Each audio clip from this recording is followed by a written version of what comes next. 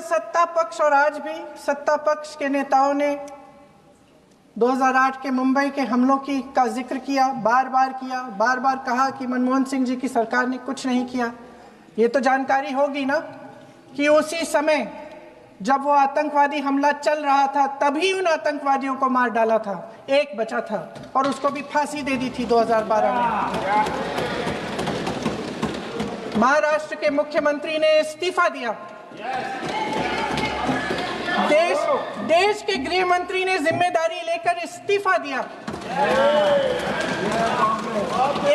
एक जवाबदेही थी पब्लिक के प्रति, एक जवाबदेही थी इस देश की जनता के प्रति, इस देश की धरती के प्रति।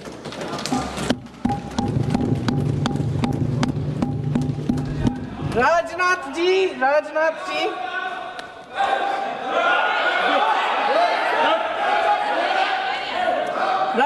जी तो पुलवामा, उरी और पठानकोट के समय गृह मंत्री रहे थे। आज वे रक्षा मंत्री हैं और हमारे गृह मंत्री महोदय श्री अमित शाह जी के नाक के नीचे पूरा मणिपुर जल गया, दिल्ली में दंगे हुए, पहलगाम में हमला हुआ और आज भी वे उसी पद पर बैठे हैं। क्यों? अध्यक्ष महोदय, बमबारी से अखबारों के हेडलाइन बनते हैं, मगर कहानी सुरक्षा में की चूक में भी है।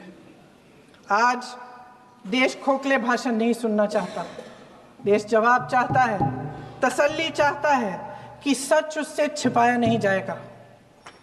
देश जानना चाहता है कि उस दिन अप्रैल 22, 2025 को क्या हुआ और क्यों हुआ। आप तो खुद अपनी पीठ थपथपाने में लगे रहते हैं। सेना, देश, संसद से सच छुपाते हैं। ऑपरेशन सिंदूर जब शुरू हुआ, हम सब ने समर्थन किया, सब एकजुट होकर खड़े हो गए इस देश के लिए। दोबारा होगा, दोबारा खड़े हो जाएंगे। अगर हमारे देश पे हमला होता है तो यहाँ इस सदन में किसी भी पार्टी का हो, कोई भी हो, सब आपका समर्थन करेंगे। और हमें अपनी सेना पर गर्व है कि उन्होंने इस बार भी दृढ़ता से लड़ाई लड़ी, धैर्य से लड़ाई लड़ी, वीरता से लड़ाई लड़ी। लेकिन इस ऑपरेशन का सिंदूर का क्रेडिट, उसका श्रेय तो हमारे प्रधानमंत्री जी चाहते हैं। सही भी है, ठीक है, सही है, श्रेय ले। ओलंपिक्स में हमारा मेडल आता है, उसका भी श्रेय लेते हैं। लेकिन सिर्फ श्रेय लेने से नहीं होता नेतृत्व, जिम्मेदारी भी लेनी पड़ती है।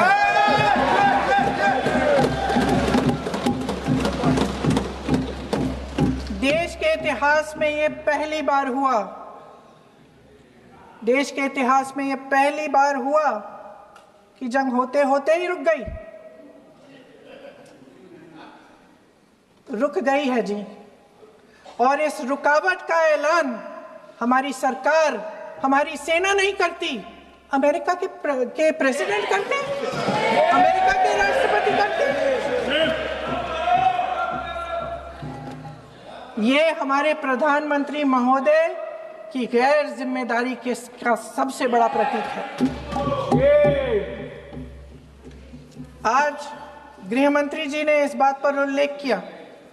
उन्होंने कहा, उनके शब्दों में उन्होंने कहा कि पाकिस्तान के पास शरण में आने के बजाय कोई चारा ही नहीं था।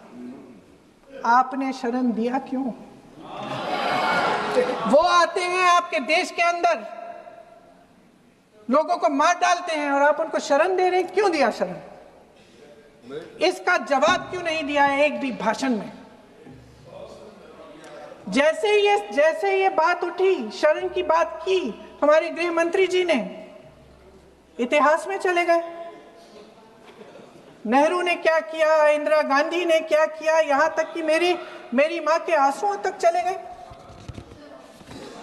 लेकिन इस सवाल का जवाब नहीं दिया कि ये सीज फायर हुआ क्यों, ये जंग रुका क्यों।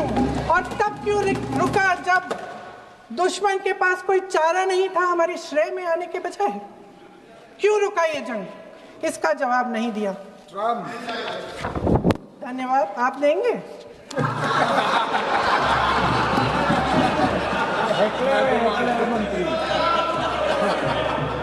देना भाई देना, आपको टाइम मिलेगा तो। टाइम नहीं मिलेगा आपको शायद। वैसे महोदय, मेरी माँ की आंसू की बात किए, मैं इसका जवाब देना चाहती हूँ। मेरी माँ के आंसू तब गिरे जब उनके पति को आतंकवादियों ने शहीद किया, जब वे मात्र 44 साल की थी। और आज अगर मैं इस सदन में खड़ी हूं और उन 26 लोगों की बात कर रही हूं, मैं इसलिए कर रही हूं क्योंकि मैं उनका दर्द जानती हूं, महसूस करती हूं।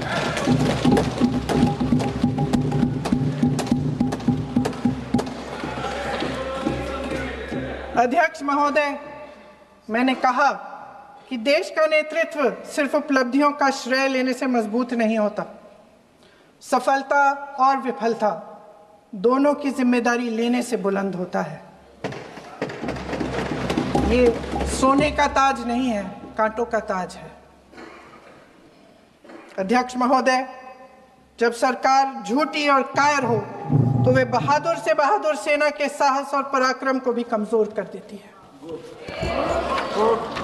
देश को प्रतिशोध के साथ साथ सबके प्राणों की रक्षा का प्रण चाहिए। सेना की शक्ति के साथ सरकार की सच्चाई भी चाहिए। महान देशभक्त शहीद इंदिरा गांधी जी, जिन्होंने सफल कूटनीति के बल पर अमेरिका के राष्ट्रपति निक्सन का मुकाबला करके पाकिस्तान का विभाजन करवाया, बांग्लादेश बनाया, 1 लाख पाकिस्तानी सैनिकों को आत्मसमर्पण करने पर मजबूर किया, उन्होंने कभी इसका श्रेय लेने की कोशिश नहीं की। ऑपरेशन सिंदूर का मकसद अगर पाकिस्तान को सबक सिखाना था तो शायद ये मकसद अभी अधूरा है, क्योंकि हमारी कूटनीति विफल रही है। इसका प्रमाण यही है कि ऑपरेशन सिंदूर के बाद एक पाकिस्तानी जनरल, जिसके हाथ खून से रंगे थे, अमेरिका के राष्ट्रपति के साथ बैठकर लंच खा रहे थे। अगर ऑपरेशन सिंदूर का मकसद आतंकवाद को खत्म करने का था तो पाकिस्तान को संयुक्त राष्ट्र के आतंकवाद विरोधी समिति का अध्यक्ष चुने जाने से इस मकसद को धक्का लगा है। इसकी जिम्मेदारी कौन लेगा? क्या हमारे प्रधानमंत्री लेंगे? क्या उनमें ये हिम्मत है? नहीं है। अगर इस ऑपरेशन के दौरान हमारे जहाजों का नुकसान नहीं हुआ तो सदन में इसे साफ साफ कहने से क्या डर है? क्यों नहीं कहा है? कल भी रक्षा मंत्री जी ने कहा कि हमारे इंफ्रास्ट्रक्चर का नुकसान नहीं हुआ, तो जहाजों के बारे में भी बता दें, साफ साफ बता दें। क्या हर्ज है? सच्चाई तो है। सवालों से बचने के लिए ये सरकार हमेशा प्रयास करती है। इसकी राजनीतिक कायरता बेमिसाल है।